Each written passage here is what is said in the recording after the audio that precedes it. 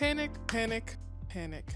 We're here today to talk about Panic the TV show, an Amazon Prime exclusive TV show adapted from the book of the same name, Panic, that came out in 2014, and Panic the TV show came out in 2021, and I bet no one has heard of it. I didn't discover this series until last year, 2 years after it was canceled. But Amazon did not advertise this series at all. If I wasn't actively looking for book adaptations, I would have never known it existed. But I recently rewatched all 8 episodes. It has more than 8 episodes actually. I don't know what I'm on about. Because ever since I watched it for the first time, I wanted to make a video on it. I've been sitting on making a video on it for more than a year and it stayed in my head. So I finally decided to just sit down and rewatch the whole thing. I read the book in 2014, but it's irrelevant. That is 10 years ago now. Well, probably not when this video comes out. It's probably gonna be, 11? Panic is about a small town in the middle of Texas. And the protagonists are Heather Nill. I remember her full name because they say it a lot.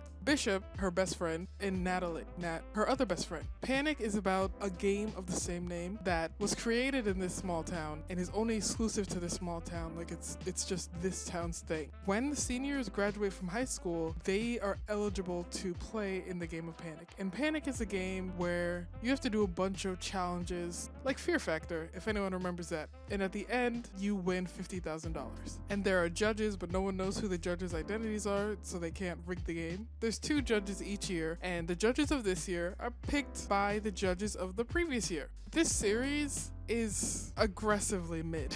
Here's the thing. The TV show sells you on this premise of this game, right? The whole first episode is establishing the town and the game and what it is and how they play and why they play. Because Heather, for instance, is very, very poor. So if she gets the money, she will be able to leave the small town that she's afraid of being trapped in. Nat wants to go to California. Bishop doesn't play because he's from a wealthy family. Also, he doesn't want to play. There are a lot of other competitors, like Ray Hall, whose last name they also say a lot. He's from a family that's known to be troublemakers. Like, his dad's in jail for life. His brother has been in and out of jail. He won Panic 1 year, and then he left, but then he returned to the small town. And no one knows why. Mystery. The series really sold me on the premise of this game, and I wanted to see the end of it, but as the series goes on, around episode, I think 8 or so, the series kind of shifts a little bit. Like, the priority isn't the game. There's still a challenge every episode, but it feels like the priority of the season is shifting to this other plot, like this much bigger plot, when I don't think the series needed it, and I will explain how it gets more complicated. And the game starts in episode 1 by having the contestants jump off this cliff into water.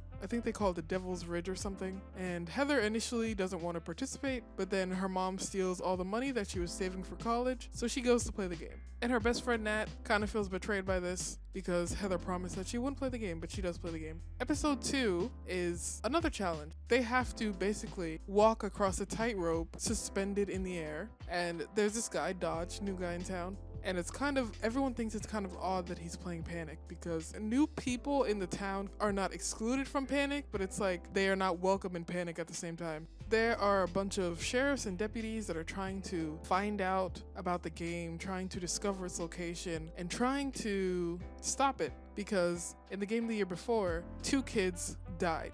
One kid, Jimmy, who is the sheriff deputy's son, Cortez, he played Russian roulette and lost. But there's this other girl, Abby, who was killed walking into traffic or walking across traffic. And the sheriffs and deputies are determined to discover this game, to stop anything like that from happening again. There's this scene, and I think it's important to mention for later, where Dodge, the new kid, he's going across the tightrope. There's no harness, there's no anything. It's just, if you fall, you'll die. And Ray Hall, he's just an a-hole. He's an a-hole to everyone. He's an a-hole to Bishop. He's the type of guy who thinks bullying is fun. To the point that most of the town seems to try and avoid him. Like, when he goes into a shop, Heather and her friends immediately leave. That's the vibe you get from watching. Dodge is going across this tightrope thing, and then Ray decides, I'm going to shine a light in his face, like a laser point. And it was almost attempted murder, because of course Dodge stumbles and almost falls. he catches himself on the beam, but he almost killed a kid. Like, he was actively almost responsible for killing a kid. And I go into so much detail about Ray because just wait, it's coming. But Dodge makes it across. Ray makes it across. He stands there and waits for Heather to cross, which is weird. It was weird to me that he was allowed to stay up there when no other contestant went up and stayed for other contestants to make it across. And he also helped her, which to me is cheating. Ray is only nice, I think, 2 times before episode 4. And he's nice to Heather there, and he's nice to one of his friends, Tyler. Tyler is a drug dealer and he gets in trouble. He literally gets kidnapped and then he can't participate in the game because of what happened. And Ray, the nice guy that he is, he got an heirloom for him from the next challenge. I just casually mentioned, hey, this freshly graduated, maybe still teen, got kidnapped. That's because a lot of the subplots in Panic just go nowhere.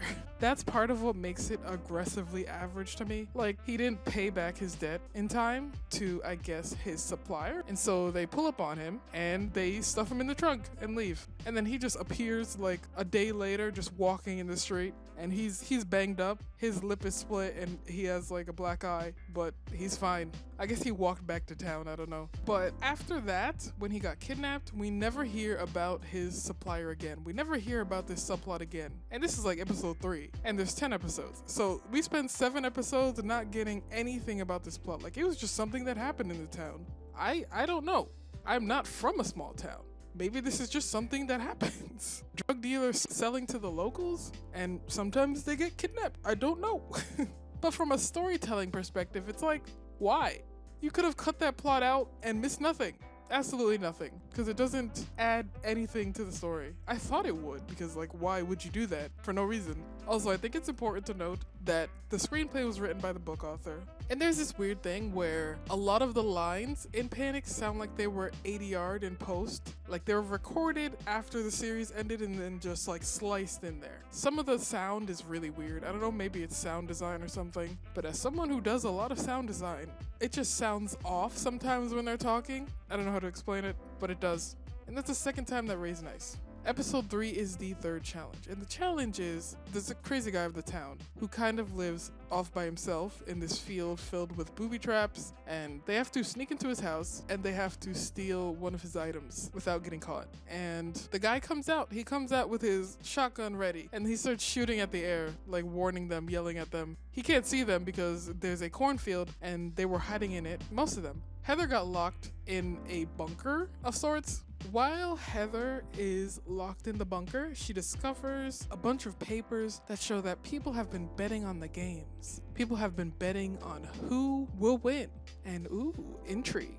And it's a mystery of who locked her in there. Meanwhile, Nat is tricking Heather because she told Heather that she and Heather would split the pot when they won, but she also went behind her back and told Dodge the same thing. Nat has been keeping both deals up on the table, so I guess she wins either way. So they go into this property. Ray and Dodge manage to get an item and get out of there. And Heather finds a secret passage that leads up into the house, and so she gets an item and gets out of there. And Dodge stole an item for Natalie, and Ray stole 2 items for Tyler. Episode 4 continues on the property stealing challenge. It's the end of it where they all escape. And then they run off the property and they get out of there. In this episode, Heather is pushed by Nat to confess her feelings for Bishop. She goes to his house to find another girl already inside.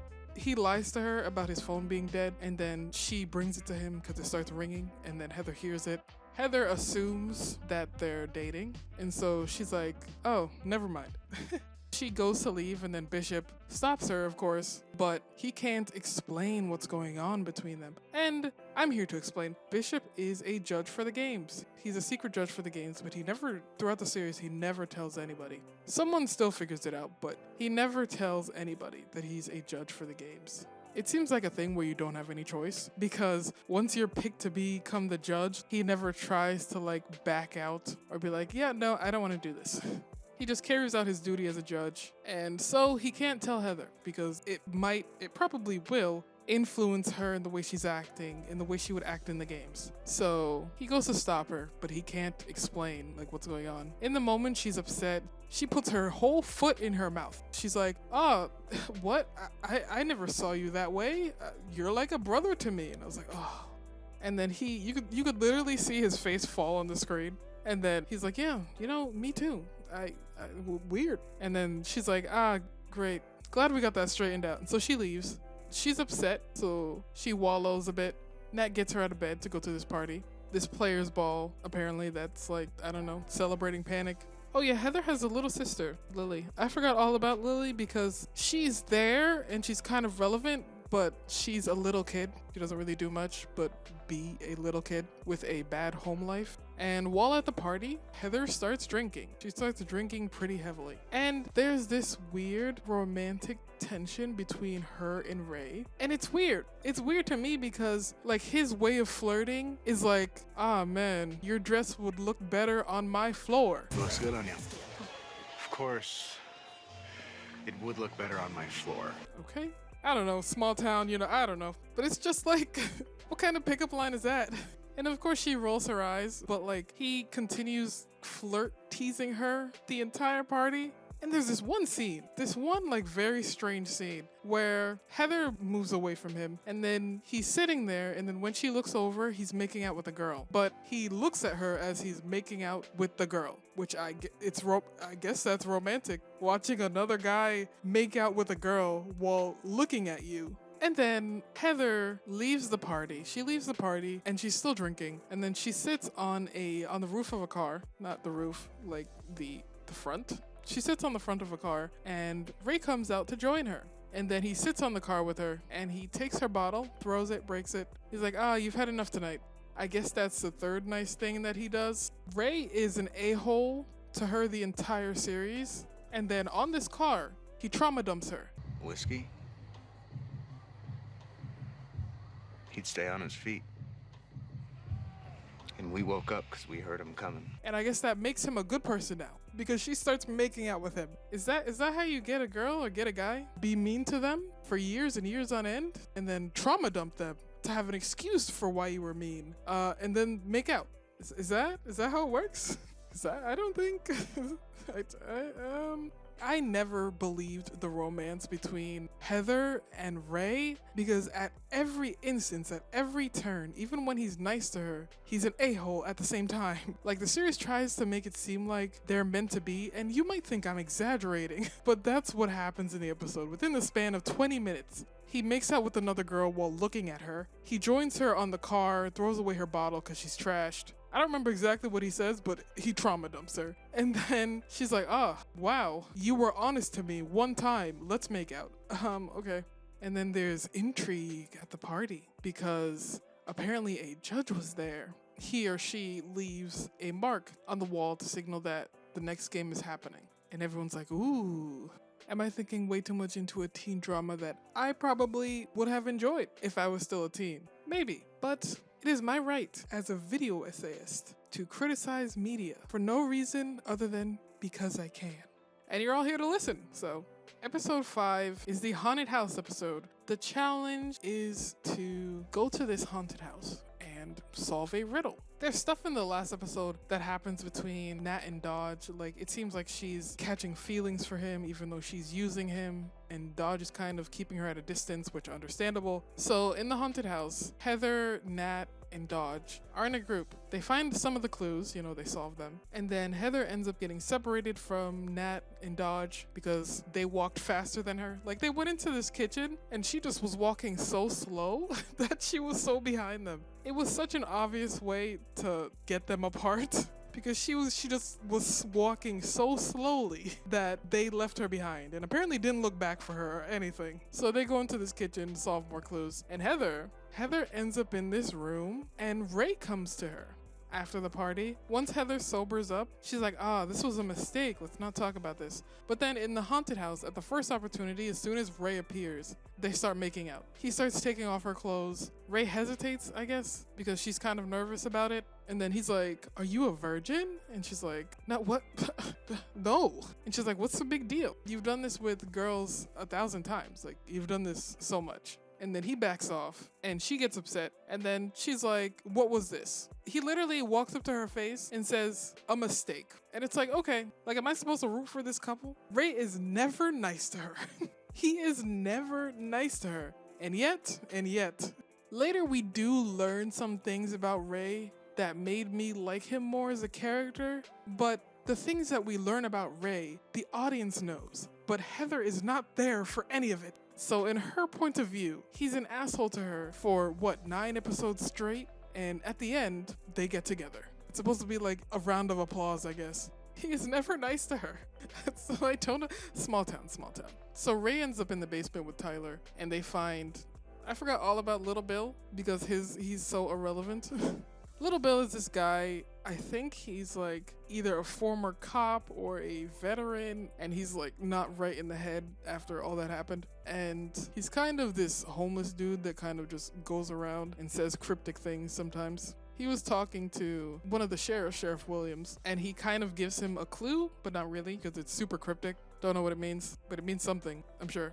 And then he ends up in that basement, and Tyler and Ray find his body because he's been, how do I say this in a YouTube safe way? He's been playing with needles, and they find his body. They're not sure if he's dead. They don't really check, but he's there. And he has like foam around his mouth and everything. He's probably dead, but they don't know for sure. And then Tyler, the idiot that he is, he sees this old generator in this abandoned haunted house, and he was like, let me turn that on. And then Ray's like, don't do it, but doesn't move to stop him or anything. So he turns it on, starts a fire immediately. So now the house is on fire. While this is happening downstairs, Dodge solves the clue because the clue involved, it says something about ticking hands. And so he goes and moves a clock and he finds something behind it on the wall. And then because Tyler turned on the electricity, he gets shocked and passes out because he's like messing with an outlet to see if there's anything else in there. Honestly, probably should have died. But he doesn't. He just passes out. No big deal. And so, as a prank, Nat and Heather get locked in a bathroom by other contestants. Like, they put a lock on the door, which, what kind of pranks are you pulling? Literally putting a lock on a door and leaving people to literally die, I guess, is a fun game in a small town. I'm from the big city. What do I know? I don't know.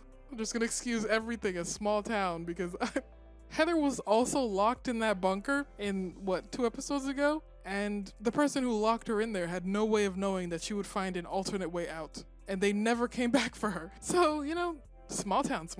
So they get locked in that room. And of course the fire is spreading everywhere because it's an old house, an old wood house. And everyone gets out. They even manage to drag Dodge's body outside. And they're like, oh my God, where's Heather and Nat? And of course they're still in the bathroom. And the 2 girls who did that to them don't confess. Don't tell the crowd where they are. And they're like, oh my God, we gotta call 911. They hesitated to call 911 because then the game would be discovered or the cops would appear and then question them about the game. But they eventually call the cops after the fire's eaten most of the house. And then Ray runs back inside looking for Heather, which is these are the things that the audience sees happen that Heather does not see happen. And yet the series acts like Heather is there for all of these moments of Ray showing that he has a personality. The series acts like Heather is there when she's not. She was burning in a bathroom at this point. And no one tells her later that Ray did this. So they managed to find a tiny window, one of those tiny windows in the basement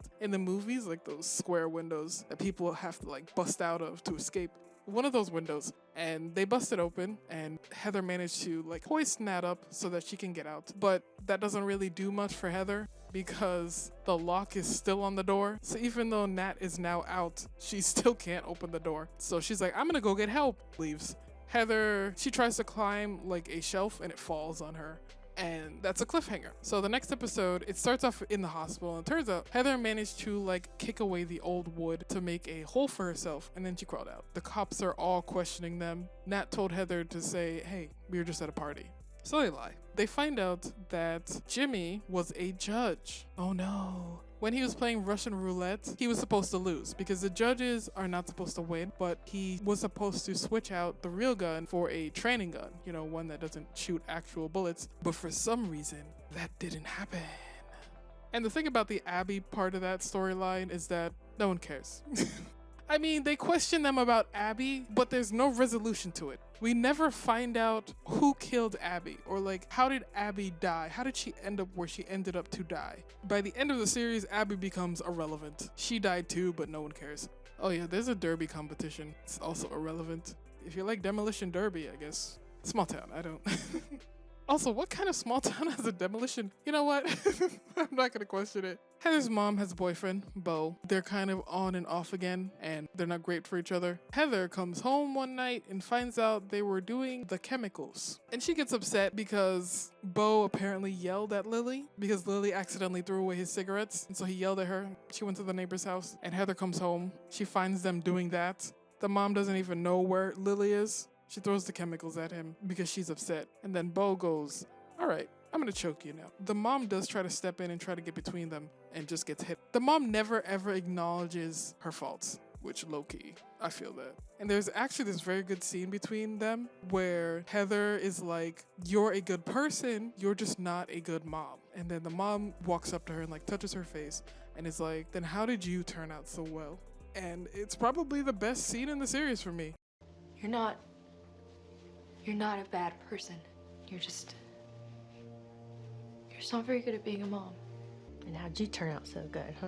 I wish there was like any kind of resolution for Heather and her mom, because that plot point just kind of fizzles out. It just felt unresolved, kind of unsatisfying. But for the next challenge of Panic, the contestants get blindfolded. They get put on a train track, but it's on a bridge, and they have to walk across it. And if they walk the wrong way, they have the potential to fall off of a cliff and die. In order to get help from the announcers, they have to reveal a secret. Not their secret, someone else's secret. A lot of the players get help and tell the secrets of their so-called friends, quote unquote. Like there's this one guy who tells the announcers that Ray is afraid of enclosed spaces because his grandfather used to lock him in there when he was a kid. Heather is not there for that either. I mean, the audience knows all this stuff about Ray that makes him a more compelling character. Heather is not there for any of it. Her being so, like, hot for him is like, why? I guess some people are like that in real life, where the guy or girl is mean to them, and they're like, ah, my kink. It's just so strange. The people who make it through that challenge are Dodge, Ray, Nat, and supposed to be Heather. But Heather misses the challenge because she was dealing with her mom and her little sister, and she ended up taking her little sister and leaving the house, taking her mom's car, leaving the house. They sleep in the car. And like, it's an interesting subplot, but at the end of the day, it goes nowhere. And I think the reason why it goes nowhere is because at the end of episode 10, there is sequel bait. So nothing gets resolved. There's a bunch of plot threads that are just left hanging for a potential next season. But since this was canceled and no one watched it, I just have to take what the season gives us. It's something that I think could have been great if they didn't bank on maybe getting a second season, because there was an article or something that I read a while ago where Lauren Oliver said that she had multiple seasons planned, which is very ambitious of you, but Amazon didn't promote this series at all. It came out in 2021. It actually came out kind of at the perfect time because I think, I don't know, the last 4 or 5 years are a blur, but I think the pandemic was still going on at that time. So if they would have advertised it a little more, I think it could have been a smash hit. But they didn't, so it failed. Surprise, surprise. Self-fulfilling prophecy. You don't advertise a thing, wonder why it failed. And also, another just a small town thing. There's this girl that hangs out with Ray, who turns out to be who turns out to be his half-sister, because her mom was a prison guard and decided, hey, you know, that guy accused of murder, kinda hot. And so she banged him, which did happen in real life. There's a serial killer whose name I will not say, where he had admirers and like people thirsting over him, and women are strange sometimes. And then he had a kid because that prison allowed conjugal visits. And it was like, okay, all right, like I don't understand. Anyway, Sarah is his half-sister. I didn't really go into that because it's irrelevant information. It's just a fun fact that we learn about her, which is like, all right, cool. But it doesn't do anything. It doesn't make a difference. She could have not been his half-sister and nothing changes. You could still have the exact same scenes that she's in.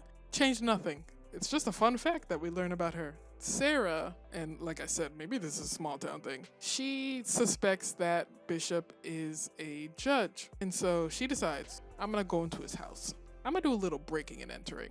He lives in like this wealthy mansion because his dad is a judge. His dad is a judge, like an actual judge, and of course makes a lot of money. I have no idea why they're living in this small town because he's probably the richest one there and it's like a dead end town. Maybe he likes it. At this point in the season, things start happening. Like coincidences start piling up and she goes into his house. She's like ruffling around some papers and then coincidentally, the desk that she was ruffling papers around, there's like a vent underneath it. And also it's a coincidence that like there was a folder kind of sticking out of the vent a little bit to tell her that something is there. She just pulls off the grate easily because I guess there's no screws in it or anything, but she pulls it out and then she finds a bunch of stuff that points out that Bishop is a judge, like it confirms it for her. And then Cortez comes to the house because they also start to suspect that Bishop is a judge because preparing for one of the challenges, he was kind of an idiot and parked on his property.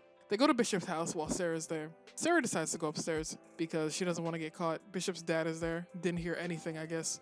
They talk. He goes upstairs. She's in the background in the room trying to escape out a window. They talk just long enough for her to get out the window and go onto the roof. And then she gets onto the roof, she escapes, and they go look in Bishop's room, but of course nothing is in there. And at this point, Ray and Heather kind of break up again because Ray is mean to her, pretty typical. Before they break up, Heather goes to look for Ray. I don't remember why, but she goes to look for him and she goes to his house and she decides to walk right in. The door's unlocked. She just walks right in. Maybe I just don't understand. You know, maybe my perspective is not enough to understand why any of this is happening. But she goes into his house to look for him. She finds his grandfather there, I think, and he's drinking. And he kind of intimidates her a little bit. Kind of lucky that he doesn't call the police, but a small town, I don't know. Heather leaves the house and then she goes to look for Ray on his boat or on his family's boat, his brother's boat, someone's boat. And coincidentally, a breeze comes out of nowhere and knocks some papers onto the floor. Anyway, she bends down to pick up the papers because she's like, oh my gosh, they're gonna notice I made a mess or someone was here. So she picks up the papers and she finds out that Ray's brother, Luke Hall, he's the one that's taking the bets. Oh no. The question becomes, did Ray know about this? At least to me, it was like, who cares?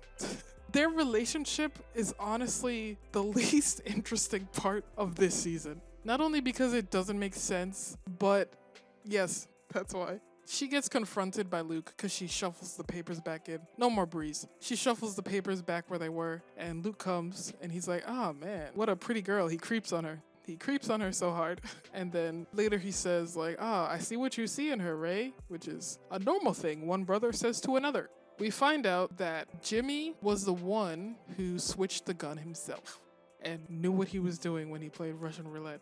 And I'm sure you can figure out the rest. And Abby is irrelevant by this point, so who cares what happened to her? Anyway, I guess because the cops are closing in on Bishop, Bishop decides to take the panic money, the $50,000, and bury it kind of on his property. And he kind of covers it with a barrel. But Sarah, coincidentally, I guess she's been stalking him this entire time because she's just in the bushes watching him do it. And oh, wow, what a coincidence. Now she knows where it is. And at this time, I guess Heather is rebounding, so she goes to Bishop, and they talk a little bit, and then she kisses Bishop. They kind of make out a bit. She purposefully keeps it from him that she hooked up with Ray. In the next episode, there are 4 individual challenges because there are only 4 individuals left. Ray gets locked in a crematorium, funeral home. He gets locked into one of those shelf things that you push. You take the bodies out and you push. And he starts screaming because, of course, he's terrified. But he tells his officiator not to let him out under any circumstances, so that doesn't happen. Dodge has to find a key in a maze. And it turns out that Nat told the announcers from the train track challenge all about his sister. His sister is paralyzed from the waist down for the rest of her life. And there's this whole subplot going on where Dodge is absolutely sure that Luke Hall is the one that was driving the car that hit her. Dodge is in the games for his sister. He gets manipulated by Natalie into taking that deal with her because she finds out that he repeated high school to become a graduating senior so that he can qualify to play Panic because it's only graduating seniors. And I forgot all about this plot point because the show drops that bombshell, right? And then it's like, move on. Don't think too hard about it. Other than Nat blackmailing him, it doesn't come up again. No one finds out that he was doing this. No one finds out that he cheated to get into Panic, which should disqualify him. It disqualifies someone else. It disqualifies Nat because she didn't actually go into the crazy guy's house. She had Dodge bring her an heirloom. And so Dodge is made to think that his sister is in like a crawl space or something, like trapped, like they kidnapped her. And so he freaks out, understandably. But he pulls it up and it's like, aha, tape recorder. And of course he gets mad at, like, him and Nat are done at this point. Nat's individual challenge is basically they play a tape of her revealing everyone's secrets. So Heather and her friendship is ruined, except not really. It's ruined for like an episode.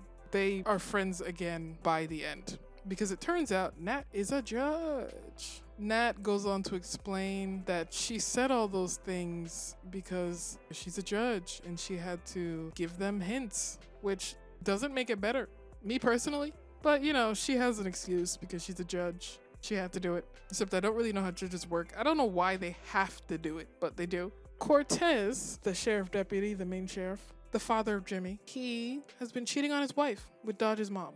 She's the one who finds out that Jimmy played Russian roulette on purpose. Ever since Jimmy died, she's been super depressed, and she decided one night to go into the gun safe and take the gun and play some Russian roulette. It turns out it was the training gun because it doesn't go off. It's just air.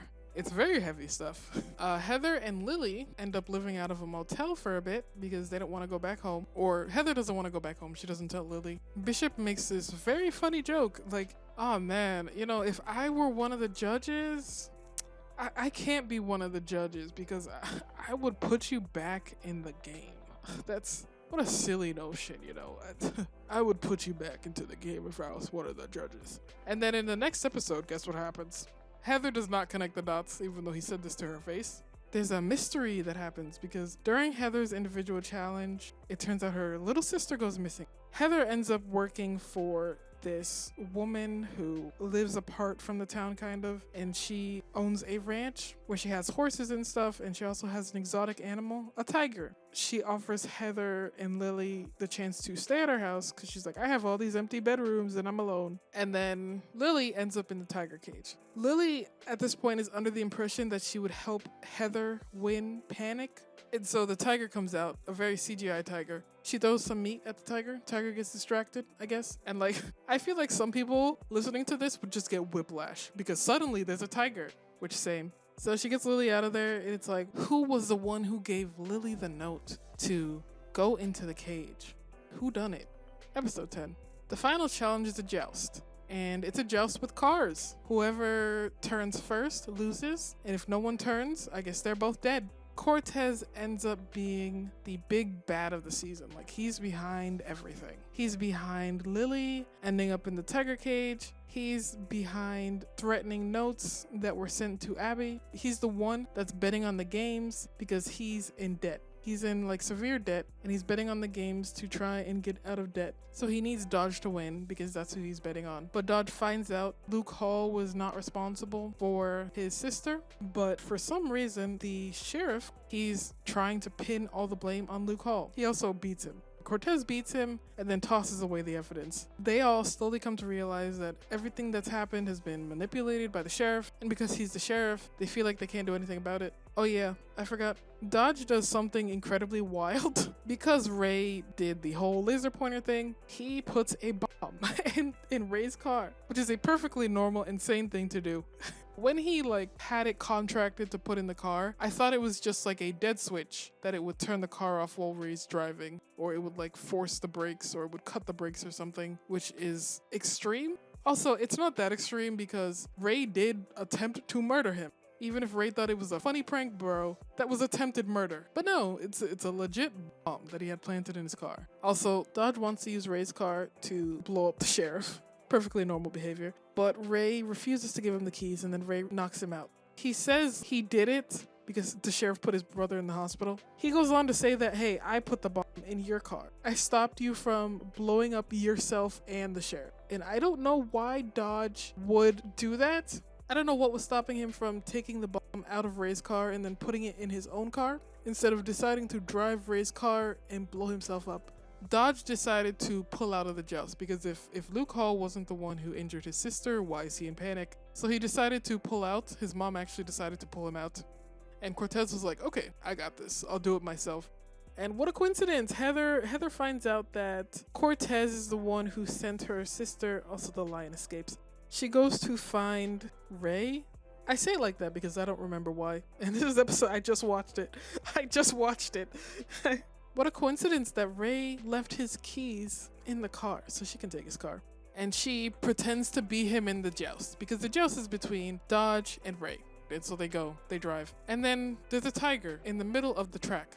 Don't think about it. And Cortez swerves. He swerves to get out of the way, even though I think it would have been just as effective to have him just swerve first and to have Heather win like that. But it's like Tiger ex machina, except it wasn't needed. If you don't have the tiger there and have Cortez swerve, nothing changes. Like he's not willing to risk his own life for this. Like he wanted to psych the opponent out, but he realizes that he doesn't want to die, so he swerves at the last minute and Heather wins, like actually wins, instead of it being Tiger ex machina. And then she gets out of the car, she and the tiger have a moment, and then the tiger runs off, and then everyone's like, wow, Heather's here? Where's Ray? Where's Dodge? Because the car that Cortez is in, it rolls over, and then Cortez sees the bomb, and he runs away. It doesn't show him running away, but it does because he doesn't die in the explosion. And it does explode. But he doesn't die in the explosion so that Melanie, his wife, can have like a final showdown moment because she takes a rifle from their house and shoots him in the chest.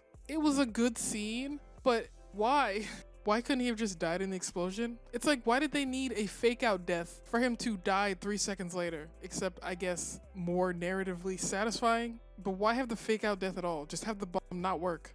I don't get it. But Heather wins, except she doesn't win the money. Bishop ends up selling his car to get back the panic money, and he's a rich kid, so it doesn't really affect him. Him and Heather have a fight that's never really resolved. After the joust, Ray is there because they came to look for Heather. Heather decides she hugs Bishop, right? Like, they never officially broke up. They never said that they were breaking up. And then after hugging Bishop, she goes to Ray, right in front of Bishop. It's like they never talked about breaking up. They don't talk about the relationship at all. They're just friends again. They just had a fight, and I guess that equals breaking up. Heather ends up getting the money. I guess Bishop like cut out a hole in one of her books and put the money there. And Bishop's going off to college. And then, Heather is driving and a bunch of weird stuff starts happening. The panic symbol appears on a water tower. A bunch of people see it. And then when Heather is driving, another car pulls up to her at night. And suddenly that other car throws a scarecrow at her windshield.